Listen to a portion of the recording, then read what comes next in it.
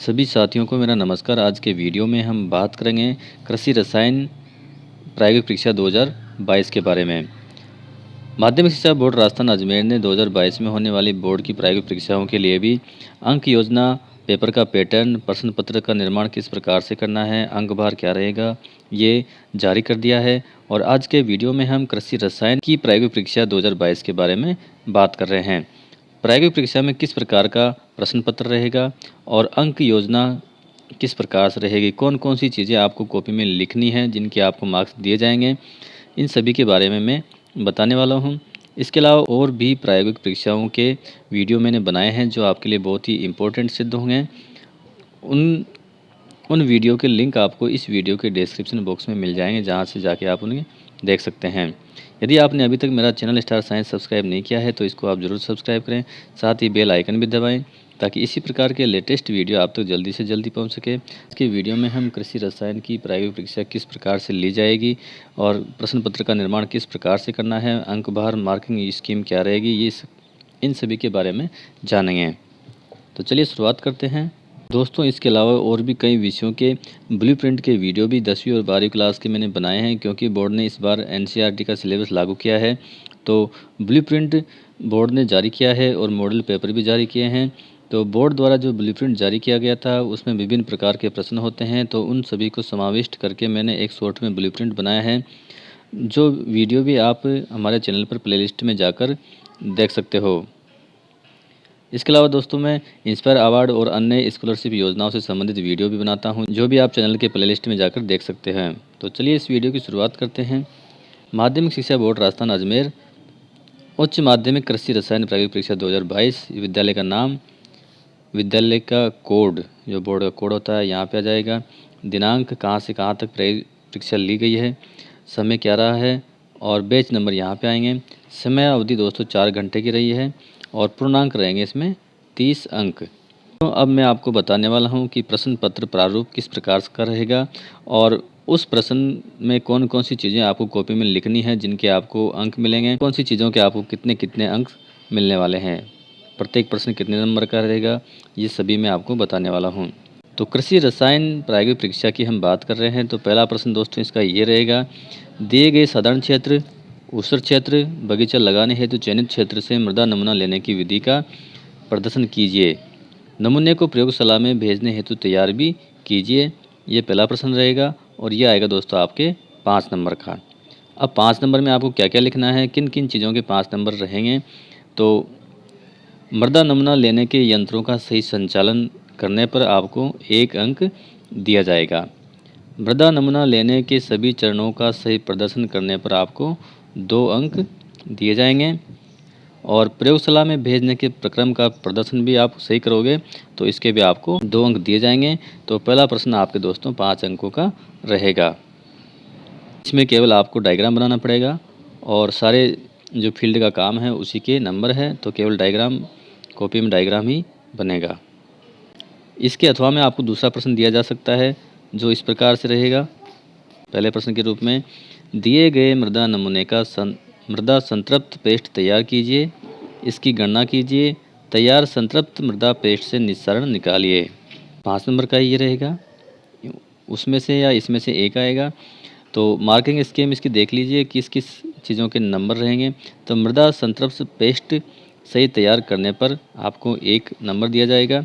गणना व परिणाम ये सही लिखोगे तो 2 नंबर मिलेंगे और संतृप्त पेस्ट से निस्सारण निकालने का सही प्रदर्शन तो आपको 2 नंबर इसके दिए जाएंगे। कॉपी में आपको गणना और परिणाम लिखने होंगे, बाकी चीज़ें आपको करके दिखानी होगी। दूसरा प्रश्न देख लीजिए दोस्तों, ये भी आपके 5 नंबर का रहेगा। दिए गए पानी अम्लीय हो सकता है, लवणीय भी हो सकता है या मृदा, पानी या मृदा दोनों आपको दिए जा सकते हैं, दोनों में से एक आपको दिया जा सकता है।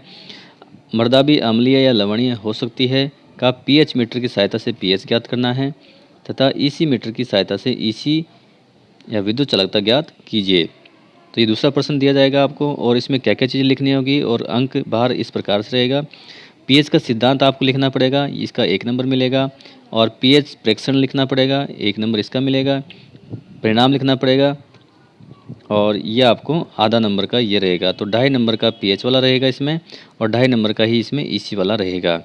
ईसी मीटर का सिद्धांत भी 1 नंबर का, प्रेक्षण इसका भी 1 नंबर का और परिणाम इसका आधा नंबर का। तो 2.5 नंबर के पीएच और ईसी दोनों आपको लिखने पड़ेंगे। यानी जो भी आपको दिया जाएगा पानी या मृदा, अब वो अम्लीय या लवणीय हो सकती है और उसका आपको पीएच और ईसी दोनों ही ज्ञात करने हैं। पीएच सही ज्ञात करके दिखाओगे, सिद्धांत, प्रेक्षण और परिणाम लिखोगे तो 2.5 नंबर पीएच के हैं और ईसी मीटर, सिद्धांत, प्रेक्षण, परिणाम 2.5 नंबर इसके हैं। तीसरा प्रश्न है, दूध के नमूने में अपमिश्रण यूरिया, स्टार्च या सिंथेटिक दूध की जांच हेतु परीक्षण कीजिए। ये रहेगा आपके 6 नंबर का, यानी तीसरा प्रश्न 6 नंबर का है। इसका सिद्धांत 2 नंबर का है, प्रेक्षण 3 नंबर का है और परिणाम 1 नंबर का है। यानी ये तीनों चीज़ें लिखनी पड़ेगी और इस प्रकार से इनके नंबर रहेंगे। तीसरे प्रश्न के अथवा में आपको ये भी दिया जा सकता है, दिए गए दूध के नमूने में गर्बर विधि द्वारा वसा प्रतिशत ज्ञात कीजिए। तो इसमें भी सिद्धांत 2 नंबर का है, प्रेक्षण 3 नंबर का है और परिणाम 1 नंबर का है। इसके अथवा में आपको ये भी दिया जा सकता है, दिए गए दूध के नमूने में आम्लता प्रतिशत ज्ञात कीजिए। तो सिद्धांत का इसमें 2 नंबर है, प्रेक्षण का 1 नंबर है, गणना का 2 नंबर है और परिणाम का 1 नंबर है। यानी 6 नंबर का प्रश्न है।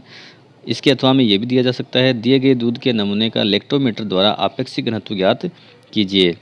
तो सिद्धांत 2 नंबर, प्रेक्षण 1 नंबर, गणना 2 नंबर और परिणाम 1 नंबर। इस प्रकार से इसकी मार्किंग स्कीम रहेगी। अब बात करते हैं हम चौथे प्रश्न की। चौथा प्रश्न, साधारण उर्वरकों में एक ऋणायन में कौन कौन से हो सकते हैं? कार्बोनेट, बाइकार्बोनेट या क्लोराइड। इनमें से भी कोई एक दिया जाएगा। अथवा एक धनायन में ammonium ion, sodium ion, calcium और पोटेशियम आयनों की पहचान कीजिए। यानी इन चारों आयनों में से कोई एक दिया जाएगा। ऋणायन का परीक्षण करने पर 2 अंक मिलेंगे, परिणाम लिखने पर 1 अंक मिलेगा। इसी प्रकार धनायन के लिए भी धनायन परीक्षण 2 नंबर का और परिणाम 1 नंबर का है। यानी ऋणायन आपके 3 नंबर का है, 3 नंबर का ही धनायन है, तो 6 नंबर का ये प्रश्न आपके हो गया। पाँचवा प्रश्न दोस्तों, प्रायोगिक अभिलेख, ये आपके 4 नंबर का रहेगा। इसमें सभी प्रयोगों का आलेखन करने पर 2 नंबर दिए जाएंगे। समय पर जांच कार्य इसके 1 अंक है। स्वच्छता, सुलेख, चित्र, ग्राफ आदि का भी आपको 1 अंक दिया जाएगा। तो 4 नंबर प्रायोगिक अभिलेख के हो गए। फिर मौखिक परीक्षा में पाठ्य पुस्तक अपनी पुस्तक से और प्रायोगिक कार्य पर आधारित न्यूनतम 8 प्रश्न के सही उत्तर देने पर आपको प्रत्येक प्रश्न के लिए आधा अंक, तो 4 अंक की मौखिक परीक्षा हो गई। यानी आपसे ज़्यादा प्रश्न पूछे जाएंगे, कम से कम 8 प्रश्नों के आपको सही उत्तर यदि आपने दे दिए तो आपको 4 में से 4 अंक इसके मिल जाएंगे। और पाठ्य पुस्तक और प्रायोगिक कार्य दोनों में से ही आपसे प्रश्न पूछे जा सकते हैं। एग्रीकल्चर केमिस्ट्री की प्रायोगिक परीक्षा इस प्रकार से आपको लेनी है और ये चीज़ें आपको कॉपी में लिखनी है। इसके अलावा और भी विषयों की प्रायोगिक परीक्षाओं से संबंधित वीडियो मैंने बनाए हैं।